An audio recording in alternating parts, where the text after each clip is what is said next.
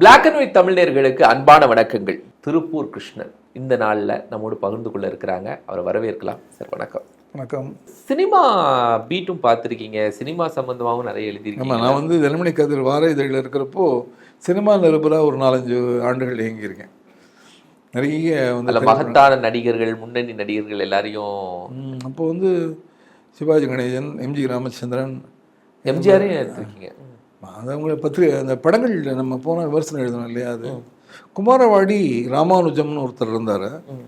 நான் தினமணி கதிரில் திரை நிருபராக இருந்தப்போ அவர் தினமணியில் இருந்தார். அவர் வந்து சம்ஸ்கிருத திரைப்படங்களில் கதாநாயக பாத்திரங்களில் நடித்தவர். நல்ல அழகாக கம்பீரமாக இருப்பார். அவர் வந்து பின்னாளில் ஸ்ரீபெரும்புதூரில் மடத்துக்கு அதிபதியாகி துறவியாயிட்டார்.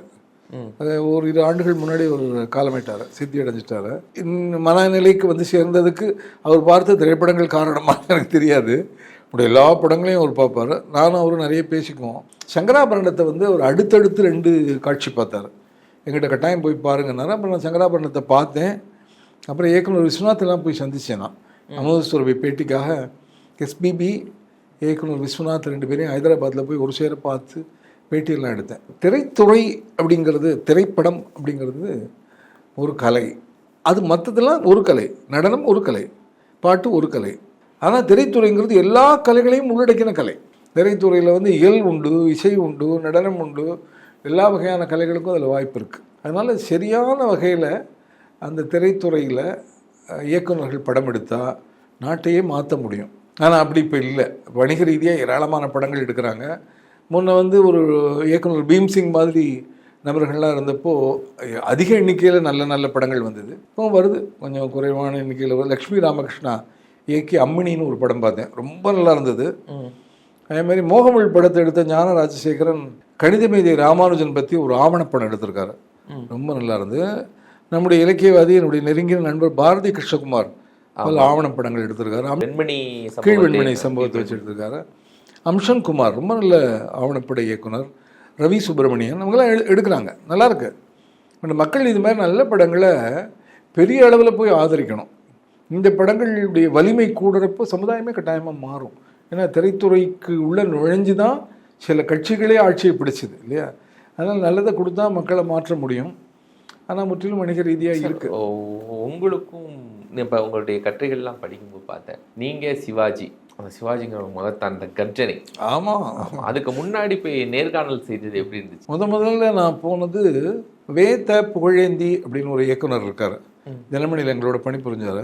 அவர் திரைத்துறை சார்ந்து கொஞ்சம் இயங்கினதுனால அவர் சிவாஜி கணேசன் அவர்களை சந்திக்கலாம்னு சொல்லி நான் ஓவியர் தாமரை அவங்கெல்லாம் சேர்ந்து அவரோட போய் சிவாஜி ஒரு முறை பார்த்தோம். அது ஒரு பொது சந்திப்பு, நிறைய பேரோடு சேர்ந்து. அப்புறம் அவரை நேர்காணல் பண்ணணுங்கிறதுக்காக தனியாக ஒரு முறை சந்தித்தேன். அந்த அறையில் அவரும் நானும் மட்டும்தான் இருந்தோம். ஒரு பையன்கிட்ட காஃபி கொண்டு வரணும் எதுவும் சொன்னார், அவனும் உள்ளே போயிட்டான். இது மெல்ல எழுந்து போய் தூரத்தில் இருக்கிற ஒரு பொத்தானை போட்டு வந்து உட்காந்தார். அவர் அந்த பொத்தானை போட்டோடனே என் தலைக்கு மேலே இருந்த விசிறி சுற்ற ஆரம்பிச்சிது. நான் சொன்னேன், நான் இளம் வயது, போய் இந்த பட்டனை போடுங்கன்னு சொன்னால் நான் போய் போட்டிருக்க போகிறேன், ஏன்னா இதுக்காக போய் நீங்கள் எழுந்திருக்கிறீங்க அப்படின்னு கேட்டேன். அவனும் நீங்கள் எங்களுடைய விருந்தாளி, உங்களை உபசரிக்க வேண்டியது என்னுடைய கடமை அப்படின்னாரு. அப்புறம் அவரை வந்து தயார்படுத்தணுமில்ல நேர்காணலுக்கு. நான் சொன்னேன், ஆனால் இங்கே இப்போ 2 விசிறி இருக்குன்னு. எப்படின்னாரு, நான் ஒரு விசிறி இல்லை உங்களுக்கு அப்படின்னு. அப்படி சிரித்தார் ஆனந்தமாக. அப்புறம் கொஞ்ச நேரம் பேசிகிட்டு இருந்தோம். அவங்க ஒரு உயர்நிலை பிரமுகர்களில் நம்ம வந்து அவங்க மனசில் வந்து பதிஞ்சிட்டோம்னா அவங்க நேரத்தையே பார்க்க மாட்டாங்க. அடுத்த அப்பாயின்மெண்ட் கொடுத்ததெல்லாம் கூப்பிட்டதெல்லாம் நிறுத்தியா அப்படின்ட்டு ஆனந்தமாக பேசினார். அப்புறம் அவர் கூடயும் சண்டைலாம் நடந்தது. ஆமாம், ஒரு சண்டை நடந்தது. அதாவது ஒரு முறை அவருடைய லாரி டிரைவர் ராஜா கண்ணுன்னு ஒரு படம், அந்த படத்தை நான் விமர்சனம் பண்ண வேண்டிய சூழல். இப்போது தினமணி கதிரில் கௌஷிகன், நவீனன், PA தாஸ், CR கண்ணன்கிற அபர்ணா நாயுடு, நான் எல்லாருமே சினிமா விமர்சகர்களாக இயங்கினோம். நம்ம வந்து திங்கள், செவ்வாய், புதன், வியாழன்லாம் சினிமா அந்த ப்ரெஸ் மீட்டுக்கு போவோம், பத்திரிகையாளர்களுக்கு காட்சி. அப்போது நல்ல படங்கள் மட்டுமே நான் பார்ப்பேன்னு எப்படி சொல்ல முடியும்? அதனால் அந்த ஆசிரியர் வந்து திங்கக்கிழமை ஏதாவது வந்தால் திருப்பூர் கிருஷ்ணன், செவ்வாய்க்கிழமை தான் கௌஷிகன், புதன்கிழமை தான் PA தாஸ் வச்சு அப்படி அனுப்பிச்சி விட்ருவார். நீங்கள் திங்கக்கிழமை தானே நீங்கள் போங்கன்றவர். அப்படி வந்து எனக்கு மாட்டின படம் இந்த லாரி டிரைவர் ராஜா கண்ணுங்கிற படம். சிவாஜி கணேசன் நடித்ததுலேயே மிக மிக மோசமான படம் என்கிற பெருமையை பெறக்கூடிய ஒரு பாக்கியம் இந்த படத்துக்கு உண்டு. அப்படியான படம். அப்போ நான் அதுக்கு விமர்சனம் எழுதுகிறப்போ அப்போ நாப்பார் சாரதி ஆசிரியராக இருந்தார். இந்த விமர்சனத்தில் நான் எழுதினேன், சிவாஜி கணேசன் நடித்திருக்கிறார் என்று தான் நான் எழுத விரும்புகிறேன். என் பேனா தடித்திருக்கிறார் என்று எழுதுகிறது. இந்த படத்தில் கதை இருக்கிறது என்று எழுத விரும்பினால் என் பேனா சதை இருக்கிறது என்று எழுதுகிறது. அப்படியெல்லாம் காட்டமாக எழுதிட்டு மிக உயர்ந்த நடிகரான சிவாஜி கணேசன் இது போன்ற படங்களில் நடிக்கலாமா அப்படின்னு போட்டு திருப்பூர் கிருஷ்ணன் போட்டேன். அதை நாப்பா அப்படி பார்த்தாரு. பார்த்துட்டு இதான் உங்கள் கருத்தா அப்படின்னாரு. ஆமாண்ணா. உங்கள் பேரோடு இருக்கலாமா அப்படின்னாரு.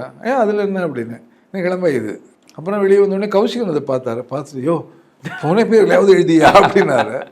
அப்போ அந்த வாலிப மிடுக்கு, அதனால் புனை பேர்லாம் இதுக்கு என் கருத்தை நான் எழுதினேன், அது இதுக்கு புனை பேருன்ட்டேன் நான். உடனே அதோடய அது பிரசுரமாயிடுச்சு. அதில் தற்செயலாக என்னாச்சு, எந்த இதழில் அது வெளிவந்ததோ அதே இதழில் லாரி டிரைவர் ராஜா கண்ணு படத்துக்கு அவங்க பெருந்தொகை கொடுத்து விளம்பரம் கொடுத்துருக்காங்க. அந்த விளம்பரம் ஒரு பக்கம் வந்திருக்கு, இது ஒரு பக்கம் வந்திருக்கு. அதனால் அவருக்கு சிவாஜி கணேசன் ஒரு இயற்கை தானே, கடும் கோபம். அப்புறம் தொலைபேசியில் தொடர்பு கொண்டு பேசினார். யார் அந்த திருப்பூர் கிருஷ்ணன் அப்படின்னாரு. நான் தாங்க பேசுகிறேன். நீங்களே தான்? ஆமாம், நான் தான் எடுத்துட்டேன். நான் தாங்க பேசுகிறேன்னு. நீங்கள் யாருன்னு தாக்குன்னு தாக்கியிருக்கீங்கல்ல, அந்த படத்தில் நடித்த கதாநாயகன் என்னையா நீங்கள் எங்ககிட்ட விளம்பரமும் வாங்கிக்கிறீங்க, ஒரு பக்கம் அந்த காசை வாங்கிக்கிட்டு இப்படி தாக்குறீங்க. அப்போ நான் சொன்னேன், ஒரு நிமிஷம் இருங்க, விளம்பரம்ங்கிறது வேறு, அதுக்கும் எனக்கு சம்மந்தம் கிடையாது. இந்த விளம்பரம் இந்த இதழில் வரும்லாம் எனக்கு தெரியாது. என் மனசாட்சிப்படி நான் எழுதினேன். எழுத வேணாம்னு சொல்லலை, நீ எழுது, உனக்கு உன் கருத்து இருக்குது, அதுக்காக இப்படியா தாக்குவ நீ அப்படின்னாரு. அது இருக்கட்டுங்க, நான் யாருன்னு உங்களுக்கு ஞாபகம் இருக்காருன்னு கேட்டேன். யார் நீ? இன்னும் ஒரு சம்பவத்தை அவருக்கு விவரித்தேன் ஃபோன்லேயே. ரொம்ப கோபமாக இருந்தார். திருப்பூர் குமரன் மனைவி ராமையம்மாள் திருப்பூரில் ஓடக்காட்டில் இருந்தாங்க. அப்போல்லாம் சைக்கிளில் தான் ஓடக்காடு போய் அவங்கள பார்ப்பேன். அடிக்கடி அவங்களோட பேசி பழகிறீங்க, ஒரு அம்மா மாதிரி அவங்க பழகுவாங்க. திருப்பூர் குமரன் 26 வயதுலேயோ என்னமோ காலமாயிட்டார், இளம் வயதில். இந்த அம்மா புஷ்பவதி ஆகிறதுக்கு முன்னாடியே விதவை ஆகிட்டாங்க. கைமண் வெள்ளச்சீலை கொடுத்து அந்த வெள்ளச்சீலை தான் கட்டிட்டு வாழ்ந்தாங்க. ரொம்ப பொருளாதார சிரமம்லாம் தொடக்கத்தில் இருந்து, அது ஒரு தனி கதை, அது ரொம்ப நேரம் பேசலாம். அவங்க எங்கிட்ட ஒரு விண்ணப்பம் வச்சாங்க. டைமண்ட் தியேட்டரில் நினைக்கிறேன், ஏதோ தியேட்டரில் ராஜபாட் ரங்கத்துறை படம் ஓடுது. அதில் சிவாஜி கணேசன் கொஞ்ச நேரம் திருப்பூர் குமரலாம் நடிச்சிருக்காரு. அதனால் படத்தை பார்க்கணுன்னு விரும்பினாங்க. அதுக்கு ஏற்பாடு பண்ணாங்க. அதில் திருப்பூர் குமரன் நடிக்கிற காட்சியில் அந்த பாத்திரத்தை யாரோ துப்பாக்கியால் சுட அந்த திருப்பூர் குமரன் பாத்திரம் கீழே விழுந்து காலமாயிடும்.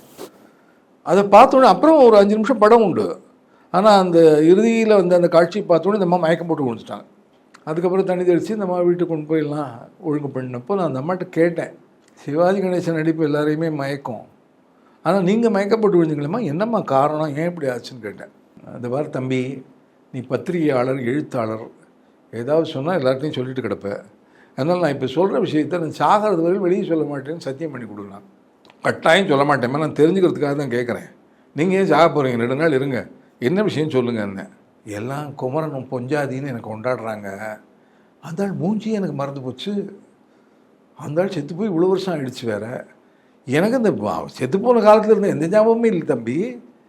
சிவாஜி நடிக்கிறப்போ அதான் என் புருஷன்னு பார்த்துட்டு இருந்தேன். அவர் செத்து கீழே விழுந்து பார்த்தோன்னே என் புருஷன் சேர்த்த சோகத்தை நான் அனுபவித்து மயக்கம் போட்டு விழுந்தேன்.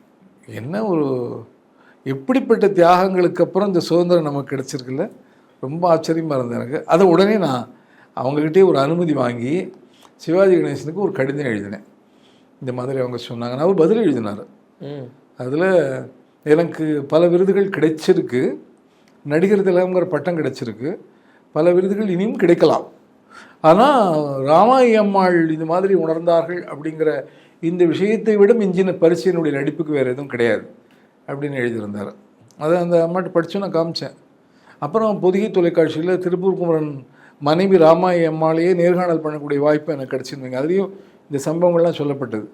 அதை நடிகர் திலகம் சிவாஜி கணேசன் கோவத்தோடு எங்கிட்ட தொலைபேசியில் பேசினப்போ நான் இந்த பிட்டை நடுவில் எடுத்து ஓ அந்த தம்பியா நீ இறங்கி வந்தார், பரவாயில்ல தம்பி பார்த்து எழுதி இனிமே அப்படின்னாலும் நான் சொன்னேன். திரும்பவும் மனுஷங்க அதில் ஒரு வரி நான் கடைசியில் எழுதியிருக்கேன், இவ்வளோ உயர்ந்த நடிகர் திலகம் போய் இந்த மாதிரி படங்களில் நடிக்கலாமான்னு நான் எழுதியிருக்கேன். இப்போ உங்கள் கோவத்தை நான் குறைச்சிக்கலாம்னு சொல்லலை, அந்த வாக்கியத்தில் உள்ள உண்மையை நீங்கள் புரிஞ்சுங்க, இனிமையாவது படத்தை பார்த்து தேர்ந்தெடுங்கன்னு. அது சரிதான், அது சரிதான். அவன்கிட்ட தொலைபேசி வச்சுட்டார். அப்புறம் பார்த்து எழுத சொல்லியிருப்பார்ல, பெரிய பட்ஜெட்டு. ஆமாம், உண்மைதான். இல்லை, எனக்கு அந்த காலகட்டங்களில் அவ்வளோ வேகமாக நான் எழுதினேனே தவிர, அப்போவே நவீனன்லாம் என்கிட்ட சொல்லுவாங்க. நவீனன் வந்து 96 வயசு வந்து ஒரு காலமானார், ரொம்ப நல்ல ஆள். அவரே சொல்லுவார், இது மாதிரிலாம் ஹார்ஷாக நம்ம எழுதக்கூடாது, அவங்க பல லட்சம் பல கோடி ரூபாய் போட்டு படம் எடுக்கிறாங்க, இது வந்து பல்லாயிரக்கணக்கான வாசகர்கள் படிக்கிறாங்க, இப்படிலாம் எழுதக்கூடாது, ஒரு அறிமுக நிலையில் தான் எழுதணும் அப்படிலாம் சொல்லுவாங்க. எனக்கு அந்த வாலிப வயதில் அது புரியல. பட் இப்போ நான் விமர்சனங்கள் எழுதினா, இப்போ நான் எழுதுறதில்ல. இந்த அம்மணின்னு சொன்னேன் இல்லையா, அந்த மாதிரி படங்களுக்கு அமுத சுரபில் நானே எழுதியிருக்கேன் நல்ல படங்கள். அந்த மாதிரி நல்ல படங்களுக்கு மட்டும் நல்லா எழுதிட்டு விட்டுறேன். மற்றபடி அவ்வளவு தீவிரமாக தாக்கக்கூடிய ஒரு மனப்பான்மை சரியான எனக்கே கூட இப்போ யோஜனையாக தான் இருக்குது. ஏன்னா பாவம், அவங்க ஒரு இண்டஸ்ட்ரியில் அவ்வளோ பண்ணுறாங்க. ஆனாலும் சமூக பொறுப்போடு தான் படம் எடுக்கணும்னு ஒரு உணர்வு முந்தைய இயக்குநர்களுக்கு இருந்தது. அந்த பீம்சிங்கெல்லாம் அதில் கொலோச்சினவர். இப்போ அவருடைய மகன் லெனின்ட்ட கேட்டால் அது பீம்சிங்கினுடைய புகழ் முழுக்க நம்ம தெரிஞ்சுக்கலாம், அவ்வளோ இருந்தது. இப்போ வணிகம்னு ரொம்ப தீவிரமாக இறங்கிட்டாங்க. ஏன்னா படங்களுடைய தரம் நீர்த்து போச்சு. சூப்பர் சார், நிறைய தகவலை பகிர்ந்து கொண்டிருக்கீங்க. ரொம்ப நன்றி நன்றி நன்றி, மகிழ்ச்சி சார். Thank you sir.